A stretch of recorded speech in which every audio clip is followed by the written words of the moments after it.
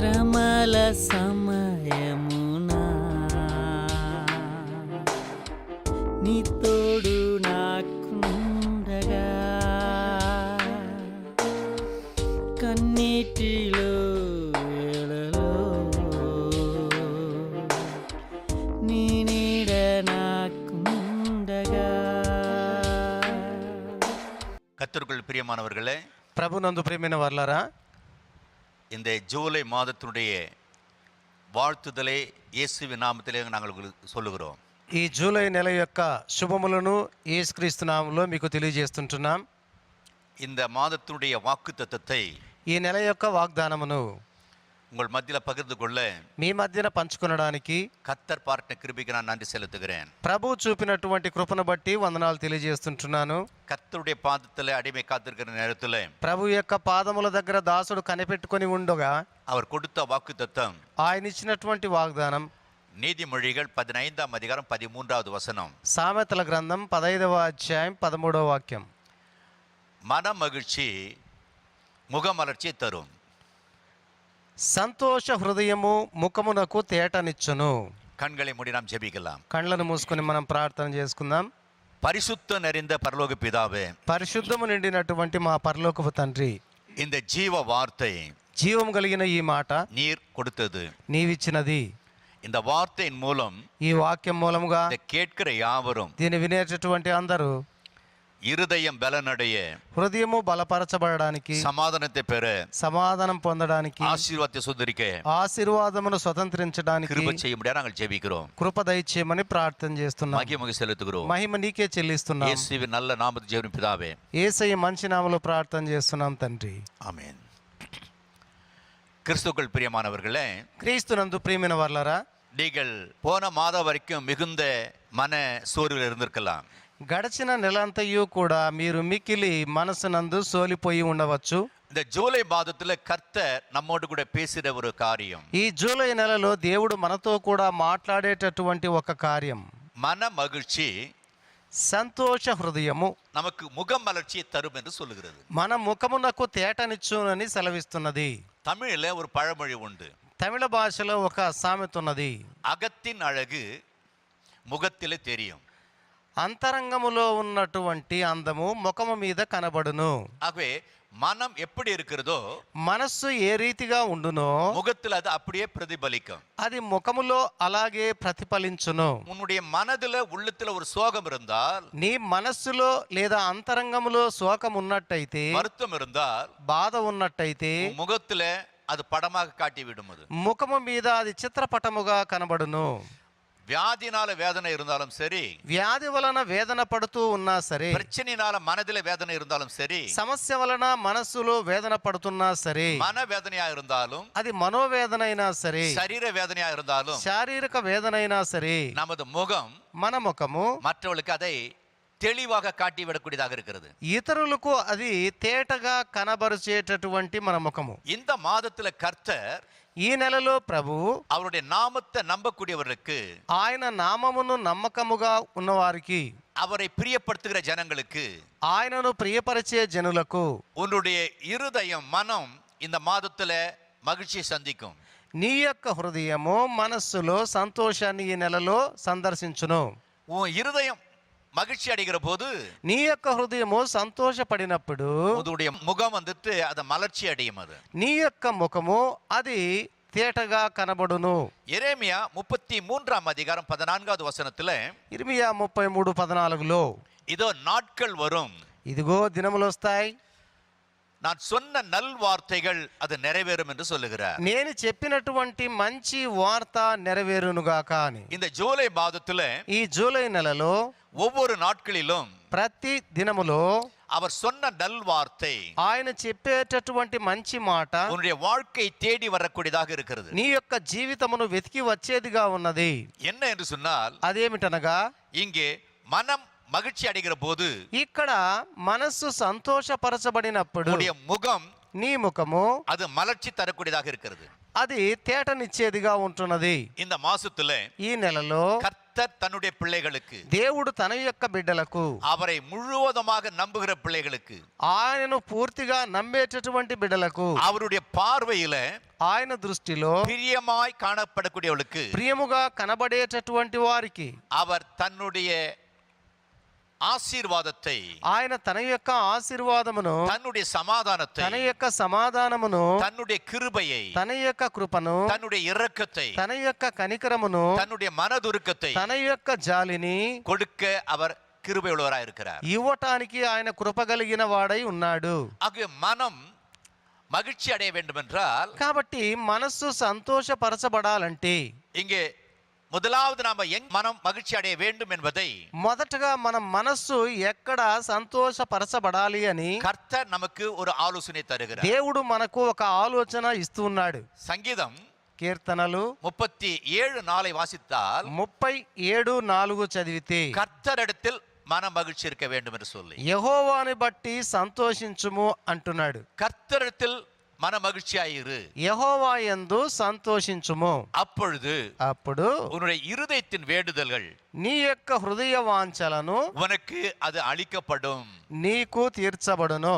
கர்த்தருக்கு பிரியமானவர்களே, ప్రభు నందు ప్రియమైన వారలారా, முதலாவது நாளை நீ துவக்குகிற போது మొదటగా దినమును ప్రారంభించినప్పుడు கர்த்தரை தேடி దేవుని వెతికి முழு இருதயத்தோடு கூட அவரை துதித்து పూర్ణ హృదయముతో ఆయనను స్తుతించి அவரிடத்தில் நீ மகிழ்ச்சியை காட்டுகிற போது, ఆయన యందు నీవు సంతోషము కనబరిచినప్పుడు அந்த ஆராதனையினுடைய மகிழ்ச்சி, ఆ యొక్క ఆరాధనకు తగిన సంతోషం, துதியினுடைய மகிழ்ச்சி, స్తుతుల యొక్క సంతోషం, தியானத்தினுடைய மகிழ்ச்சி, ధ్యానము యొక్క సంతోషం உன் இருதயத்துக்கு அது நல்ல விசேஷத்தை கொண்டு வரக்கூடியதாக இருக்கிறது. నీ హృదయానికి అది మంచి విశేషమును తీసుకుని వచ్చేదిగా ఉన్నది. யோபுவின் புஸ்தகம் యోబు గ్రంథం 22ஆம் அதிகாரம் 22వ అధ్యాయం 26வது వசனத்தை வாசித்து பார்க்கிற போது 26వ వాక్యము చదువుగా, சர்வ வல்லவரிடத்துல நாம் மகிழ்ச்சியா இருக்க வேண்டும் என்று சொல்லி, సర్వశక్తుని యందు మనము ఆనందించాలని తెలియజేస్తుంది. நமது தேவன் சர்வ வல்லமுள்ள தேவன். మన యొక్క దేవుడు సర్వశక్తి గల దేవుడు.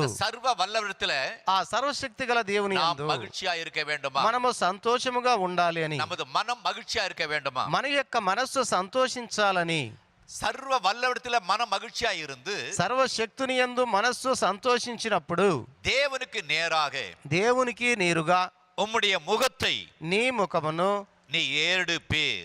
నీవు ఎత్తెదవు. நீர் அவரை நோக்கி விண்ணப்பம் செய்கிற போது నీవు ఆయన వైపు చూసి విన్నపము చేసేటప్పుడు அவர் உனக்கு செவி கொடுப்பார். ఆయన నీకు చెవియొగ్గును.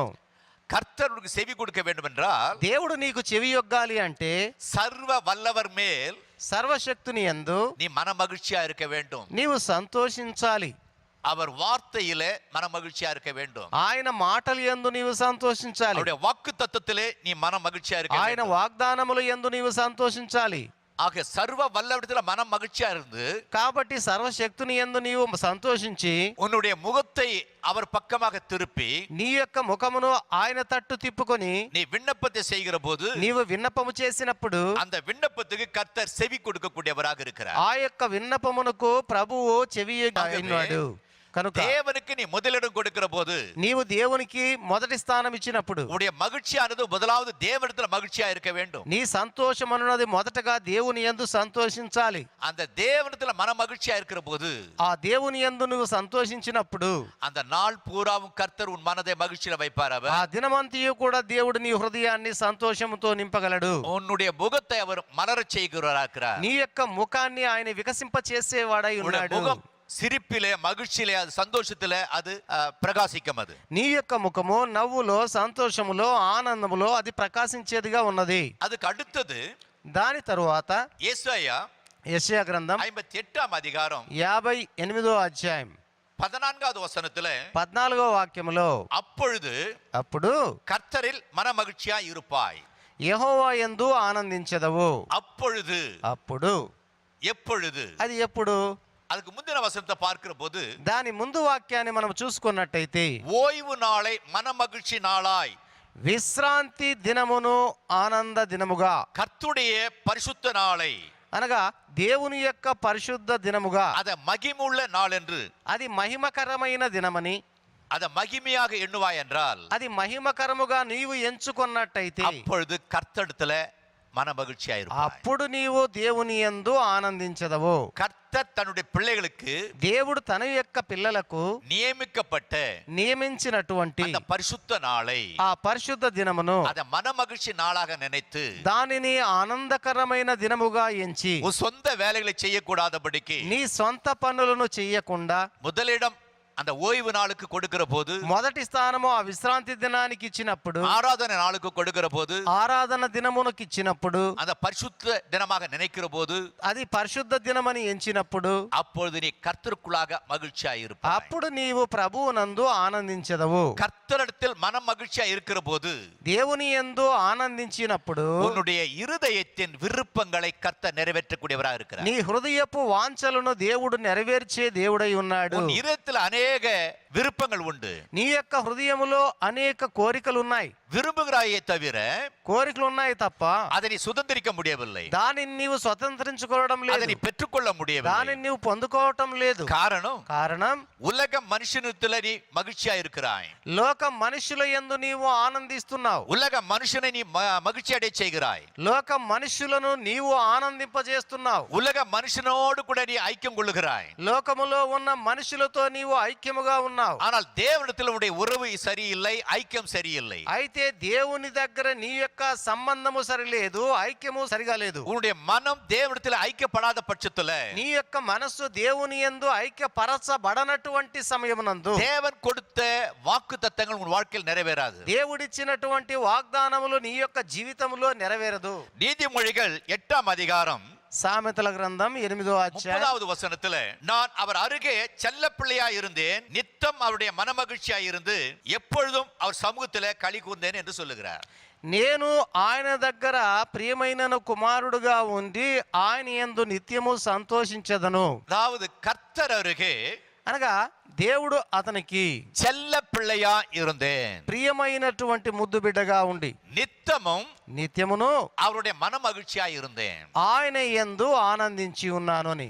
நாம் அவருக்கு மனமகிழ்ச்சியான ஒரு பிள்ளையா இருக்க வேண்டும். మనము ఆయనకు మనస్సును సంతోషింపజేసే బిడ్డగా ఉండాలి. நமது செய்கைகள் మన యొక్క పనులు ஆண்டவருக்கு மனம் மகிழ்ச்சி கொண்டு வரக்கூடியதாக இருக்க வேண்டும். దేవుని యొక్క మనస్సుకు ఆనందము కలిగించేదిగా ఉండాలి.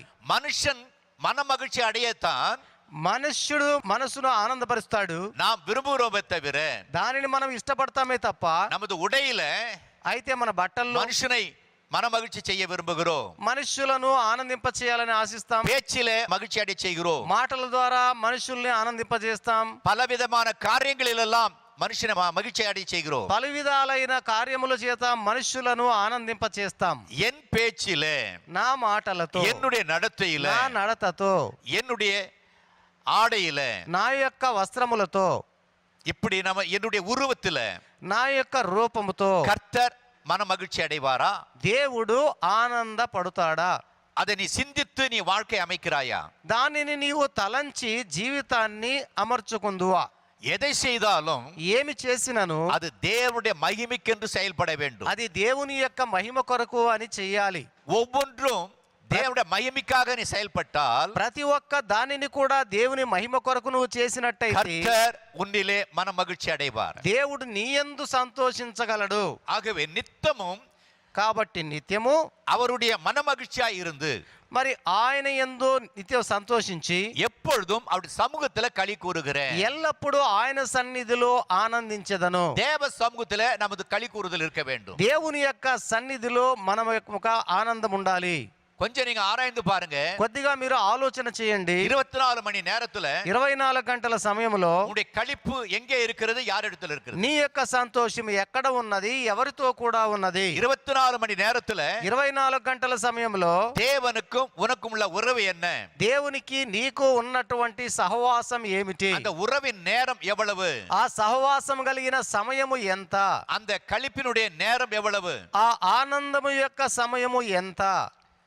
ஆகவே కనుక ஒன்று கர்த்தரிடத்துல நீ மன மகிழ்ச்சியா இருக்க வேண்டும். ఒకటి దేవుని యందు నీవు సంతోషించాలి. அதற்கு அடுத்தது అటు తరువాత சங்கீதம் 119:70 சொல்லுகிறது, కీర్తనలు 119:70 చెప్తున్నది, நானோ உம்முடைய வேதத்தில் மன மகிழ்ச்சியா இருக்கிறேன் என்று சொல்லி. నేనైతే నీ యొక్క ధర్మశాస్త్రమునందు ఆనందించెదను అంటున్నాడు. வேதத்தில் மன மகிழ்ச்சி இருக்க வேண்டும். పరిశుద్ధ గ్రంథమునందు ఆనందించాలి. ஏனென்றால் ఎలయనగా தேவன் யார் என்பதையும், దేవుడంటే ఎవరని, தேவன் என்ன செய்வார் என்பதையும், దేవుడు ఏమి చెయ్యగలడని, தேவனிடத்துல நீ எப்படி சேர வேண்டும், దేవుని దగ్గరికి నీవు ఎలా చేరాలి అని, தேவனிடத்தில் எப்படி நீ ஐக்கியம் கொள்ள வேண்டும், దేవునితో కూడా నీవు ఎలా ఐక్యపరచబడాలని, இந்த ஆலோசனைகள் எல்லாம் ఇటువంటి ఆలోచనలు అన్నింటినీ இந்த பரிசுத்த வேதத்தின் மூலமா தான் உனக்கு வரும். ఈ ధర్మశాస్త్రము ప్రకారమే నీకు దొరుకును. நீ வேதத்தை எடுப்பதிலே மன மகிழ்ச்சி அடைய வேண்டும். నీవు ధర్మశాస్త్రాన్ని తీసుకోవటములో ఆనందించాలి. வேதத்தை திறப்பதிலே நீ மன மகிழ்ச்சி அடைய வேண்டும். ధర్మశాస్త్రాన్ని తెరవటములో ఆనందించాలి. வேதத்தை வாசிப்பதிலே நீ மன மகிழ்ச்சி அடைய வேண்டும். ధర్మశాస్త్రమును చదవటములో ఆనందించాలి. இந்த வேதம் தான், ఈ యొక్క இந்த ధర్మశాస్త్రం, வேத வசனம் தான் ఈ పరిశుద్ధ గ్రంథ நமது వాక్యము வாழ்க்கை சீர்படுத்தக்கூடியதாக இருக்கிறது. మన యొక్క జీవితాన్ని చక్కదిద్దేదిగా ఉన్నది. தேவனுக்கு பயப்படும்படியா செய்யும். அது దేవునికి భయపడే విధంగా అది చేస్తుంది. தேவன் விரும்பும் பரிசுத்தத்தை கொண்டு வரக்கூடியதாக இருக்கிறது. దేవుడు ఇష్టపడేటటువంటి పరిశుద్ధతను అది తీసుకొని ஆகவே వస్తున్నది. அநேக புஸ்தகங்களை நீ படித்து மன மகிழ்ச்சி அடையலாம். కాబట్టి అనేక పుస్తకములను చదివి మనము సంతోషపడవచ్చు. உலகத்தில் இருக்கிற அத்தனை புஸ்தகத்தை காட்டிலும் ప్రపంచములో ఉండే అన్ని పుస్తకముల இந்த కంటే பரிசுத்த வேதம் என்பதுதான் ఈ యొక్క పరిశుద్ధ గ్రంథమనున్నది அது விலையேற பெற்றதா இருக்கிறது. అది చాలా విలువైనదిగా ఉన్నది. உன்னுடைய வாழ்க்கை விலையேற பெற்றதாக மாற்றுகிறது. ఈ యొక్క జీవితాన్ని విలువైనదిగా మార్చేదిగా ఉన్నది. சங்கீதம் 119:92 కీర్తనలు 119:92 உமது வேதம் என் மனமகிழ்ச்சியாய் இராதிருந்தால் என் துக்கத்திலே நான் அழிந்திருப்பேன் என்று சொல்லுகிறான். నీ ధర్మశాస్త్రము నాకు సంతోషం ఇయ్యని ఎడల నా శ్రమయందు నేను నశించియుందును. யாருடைய வாழ்க்கையில பரிசுத்த வேதம் இல்லையோ, ఎవరి యొక్క జీవితములో పరిశుద్ధ గ్రంథం అనేది లేదో அவருடைய வாழ்க்கை వారి యొక్క జీవితం துக்கம் நிறைந்ததாக, దుఃఖముతో నిండినదిగా, துக்கம் நிறைவது மாத்திரமல்ல, దుఃఖముతో నిండినది మాత్రమే அழிந்து కాదు, போகக்கூடிய ஒரு காரியம் நடக்கக்கூடியதா இருக்கிறது. నశించిపోయేటటువంటి కార్యం ఒకటి జరుగుతున్నది. ஆத்மா அழிந்து போகக்கூடியதாக இருக்கிறது. నీ యొక్క ఆత్మ నశించిపోయేదిగా ఉన్నది. ஆகவே என் வாழ்க்கையில నా జీవితంలో பரிசுத்த வேதம் ధర్మశాస్త్రము மன மகிழ்ச்சியா இல்லாதிருந்தால், అది సంతోషము ఇవ్వకుండా ఉన్నట్టయితే என் துக்கத்திலே నా దుఃఖము நான் చేత அழிந்து போயிருப்பேன். నేను నశించిపోయి ఉందును. கர்த்தருக்கு பிரியமானவர்களே, ప్రభునందు ప్రియమైన వారలారా, வாழ்க்கையில துக்கம் வரலாம். నీ జీవితంలో దుఃఖం రావచ్చు. அந்த துக்கத்தை மாற்றக்கூடியது ఆ యొక్క దుఃఖాన్ని మార్చేది கர்த்தருடைய வார்த்தை தான். దేవుని యొక్క వాక్యమే. மன மகிழ்ச்சி సంతోషం అనున్నది முக மலர்ச்சியை தரும் என்று சொல்லி ముఖమునకు తేటనిచ్చును అని. சங்கீதம் 17:22 என்ன சொல்லுகிறது? కీర్తనలు 17:22 ఏం చెప్తున్నది? மன மகிழ்ச்சி நல்ல ஔஷதம் என்று ఈ சொல்லப்படுகிறது. యొక్క సంతోషం అనున్నది మంచి ఔషధం అని చెప్తున్నది. உன்னுடைய ஆரோக்கியமான ஒரு வாழ்க்கைக்கு, నీ యొక్క ఆరోగ్యకరమైన జీవితానికి, மருந்துக்கு நீ எதையோ சாப்பிடுற, మందు కొరకు నువ్వు ఏదేదో తింటున్నావు, சாப்பிட வேண்டியதை சாப்பிடுகிறாய், తినవలసినవన్నీ తింటున్నావు, குடிக்க வேண்டியதை குடிக்கிறாய். తాగవలసినవన్నీ తాగుతున్నావు. ஆனால் வேதம் சொல்லுகிறது, అయితే బైబిల్ సెలవిస్తున్నది, உன் நொந்து போன இருதயத்துக்கு, నీ యొక్క నలిగిన హృదయానికి, வேதனையான இருதயத்துக்கு వేదనకరమైన హృదయానికి மன மகிழ்ச்சி தான் மருந்து என்று சொல்லப்படுகிறது. ఆ సంతోషం అనేదే ఔషధమని సెలవిస్తున్నది. மனுஷனிட்ட மன மகிழ்ச்சி அடைகிறாய், మనుషులతో నీవు సంతోషిస్తున్నావు, அதே மனுஷனுடைய விரோதத்தை நீ தேடிக்கொள்ளுகிறாய். అదే మనుషుల యొక్క విరోధాన్ని నువ్వు వెతుక్కుంటున్నావు. உன்னை சிரிக்க வைக்கிறவனை அழ வைத்து விடுவான். నిన్ను నవ్వించేవాడే నిన్ను ఏడ్పించగలడు. ஒருவர் சிரித்து வருகிறார் சொன்னால் சிரித்து கொண்டே இருக்க மாட்டார்கள். ఎవరైనా నవ్వుతూ వస్తున్నారంటే అది నవ్వుతూ ఉన్నట్టు కాదు. முதலாவது சிரிக்க வைப்பார்கள், మొదటగా నవ్విస్తారు, பிறகு அழ வைப்பார்கள். తరువాత ఏడిపిస్తారు, சந்தோஷப்பட வைப்பார்கள், సంతోషింపజేస్తారు, மீண்டுமாக சஞ்சலத்தை கொண்டு வருவார்கள். అటు తరువాత సంచలనాన్ని తీసుకొని వస్తారు. இது మనుషனுடைய புத்தி. ఇది మనుషుల యొక్క బుద్ధి. நீ அதுல தப்பிக்க வேண்டும் என்றால், నీవు దాని నుండి తప్పించబడాలంటే உன்னுடைய மன வேதனைக்கு నీ మనోవేదనకు ஔஷதம் ఔషధము மன மகிழ்ச்சி தான். ఆ సంతోషం అనున్నది. கர்த்தரிடத்துல மன மகிழ்ச்சியா இருந்து பாரு. దేవుని యందు సంతోషించి ఉండు. உன்னுடைய காயங்களுக்கு அது ஒரு மருந்தாக அமையும். அது నీ గాయములకు అది మందుగా మరి ఉంటుంది. இங்கே எரேமியாவின் புஸ்தகம் ఇక్కడ ఇర్మియా గ్రంథం 30ஆம் அதிகாரத்துல 30వ అధ్యాయంలో 12:13 சொல்லுகிறது. 12-13 చెప్తున్నది. கர்த்தர் சொல்லுகிறது என்னவென்றால், యెహోవా సెలవిచ్చున్నది ఏమిటనగా, உன் புண் ஆறாததாயும் నీ యొక్క పుండు మాననిదిగా, உன் காயம் கொடிதாயம் இருக்கிறது. నీ గాయము ఘోరమైనదిగా ఉన్నది. உன் காயங்களை கட்டும்படி నీ గాయములు కట్టటానికి உனக்காக ஏற்படுவது இல்லை. నీ కొరకు ఏర్పడినది లేదు.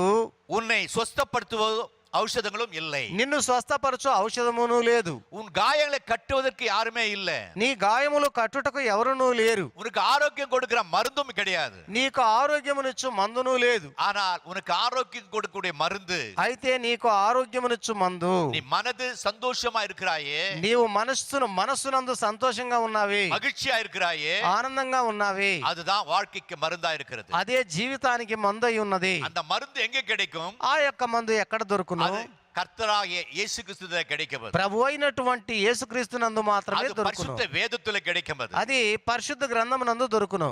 வேதத்தில் இருக்கிற கற்பனையிலே கிடைக்கும். அது పరిశుద్ధ గ్రంథములో ఉన్నటువంటి ఆజ్ఞల యందు దొరుకును. ஆகவே కనుక சங்கீதம் 119 143 சொல்லுகிறது, 119వ కీర్తన 143 సెలవిస్తున్నది, இக்கட்டும் நெருக்கமும் என்னை பிடித்தது, ఇక్కట్లు మరి ఇబ్బందులు నన్ను పట్టుకున్నది, ஆனாலும் అయినను సరే உம்முடைய கற்பனைகள் என் மன மகிழ்ச்சியா இருக்கிறது. నీ యొక్క కట్టడలు నాకు సంతోషాన్ని ఇచ్చినవి. அவன் வாழ்க்கையில நெருக்கடி வந்தது, అతని యొక్క జీవితంలో ఇబ్బందులు కలిగాయి, சோதனைகள் வந்தது, శోధనలు వచ్చాయి, வேதனை வந்தது, వేదనలు వచ్చాయి. ஆனால் అయినను సరే உம்முடைய கற்பனைகள் தான் నీ యొక్క ఆజ్ఞలు அந்த துன்பத்தின் மத்தியிலே, ఆ దుఃఖము మధ్యన, வேதனின் மத்தியிலே వేదనల మధ్యన மன மகிழ்ச்சி கொண்டு வந்தது. నా మనస్సునకు సంతోషాన్ని ఇచ్చింది. இன்னைக்கு நெருக்கடியான ஒரு வாழ்க்கை வாழ்கிறாய், ఈ దినం ఇబ్బందికరమైన జీవితం జీవిస్తున్నావు, பிரச்சனையான ஒரு வாழ்க்கை வாழ்கிறாய், సమస్యలతో కూడుకున్న జీవితం జీవిస్తున్నావు, மன வேதனையான ஒரு வாழ்க்கை வாழ்கிறாய், మనోవేదన గల జీవితం జీవిస్తున్నావు, தோற்று போன ஒரு வாழ்க்கை வாழ்கிறாய், ఓడిపోయిన జీవితం జీవిస్తున్నావు, எழுந்து போன ஒரு வாழ்க்கை வாழ்கிறாய், పోగొట్టుకున్న జీవితం జీవిస్తున్నావు. ஆற்றுவார் இல்லை, మరి ఆర్చువారు లేదు, தேற்றுவார் இல்லை, ఓదార్చువారు లేదు, உன்னை பலப்படுத்த யாரும் இல்லை. నిన్ను బలపరచువారు ఎవరు లేరు. இன்றைக்கு கர்த்தருடைய வார்த்தை தான் ఈ దినము దేవుని యొక్క వాక్యము மன மகிழ்ச்சி, మరి సంతోషమును உனக்கு முகம் மலர்ச்சி கொண்டு வரும் என்று சொல்லி, నీ ముఖమునకు తేటనిచ్చును అని. இந்த மாசத்துல ఈ నెలలో ஆண்டவராகிய இயேசு கிறிஸ்து நாமம் ప్రభు అయినటువంటి యేసుక్రీస్తు உனக்கு నామం மனதை மகிழ்ச்சியில கொண்டு வரும்படியாக இருக்கிறது. నీ మనస్సును సంతోషములోనికి తెచ్చును. மகிழ்ச்சியான செய்தி సంతోషకరమైన நீ వార్త கேள்விப்படுகிற போது నీవు వినేటప్పుడు உன் முகம் பிரகாசம் அடையும். నీ ముఖము ప్రకాశించును. இருதயத்திலே சந்தோஷம், హృదయములో సంతోషం, உன் முகத்திலே பிரகாசம். నీ ముఖములో ప్రకాశం. ஆகவே இந்த கற்பனை தான் కాబట్టి ఈ యొక్క ఆజ్ఞ உன்னுடைய இக்கட்டான நேரத்துல, ఇక్కట్టైన నీ జీవిత సమయంలో, தோல்வியான நேரத்துல ఓటమకరమైన సమయంలో மனதை அது மகிழ்ச்சி அடையக்கூடியதாக இருக்கிறது. మనస్సును అది సంతోషింపజేసేదిగా ఉన్నది.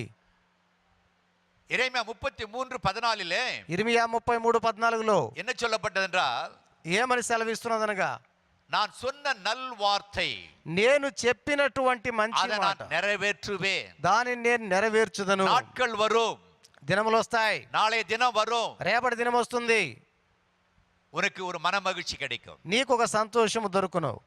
அடுத்த வாரத்திலே ஒரு மன மகிழ்ச்சி கிடைக்கும். ఆ మరుసటి వారములో ఒక సంతోషం దొరుకును. இந்த மாத முடிவுக்குள்ளாக ఈ నెల లోపల ஒவ்வொரு நாளும் ప్రతి దినము கர்த்தர் దేవుడు உன் மனதுக்கு నీ మనస్సునకు மகிழ்ச்சியை வைத்திருக்கிறார். సంతోషాన్ని ఉంచి அதை ఉన్నాడు. நீ எதிர்பார்த்து பெற்றுக்கொள்ள வேண்டும். దానిని నీవు ఎదురు చూసి పొందుకోవాలి. பெறுவதற்கு முன்பதாக, அதை பெற்றுக்கொள்வதற்கு முன்பதாக దానిని పొందుకోవటానికి ముందు கர்த்தரிடத்துல மன மகிழ்ச்சியாயிரு. దేవుని యందు నీవు సంతోషించు. சர்வ வல்லவிடத்துல மன மகிழ்ச்சியாயிரு. సర్వశక్తుని యందు నీవు సంతోషించు. வேதத்துல மன மகிழ்ச்சியாயிரு. మరి పరిశుద్ధ గ్రంథమునందు నువ్వు సంతోషంగా ఉండు. அவர் అరిగిలే అమర్ந்த చెల్ల పిள்ளையாயிரு. ఆయన యొక్క సన్నిధిలో కూర్చొని ఉండి ముద్దు బిడ్డగా ఉండు. அவருக்கு நீ மன மகிழ்ச்சியின் பிள்ளையாயிரு. ఆయనకు సంతోషింపజేసే బిడ్డగా ఉండు. அவருடைய கற்பனையிலே மன மகிழ்ச்சியாயிரு. ఆయన యొక్క ఆజ్ఞల యందు నీవు సంతోషించు.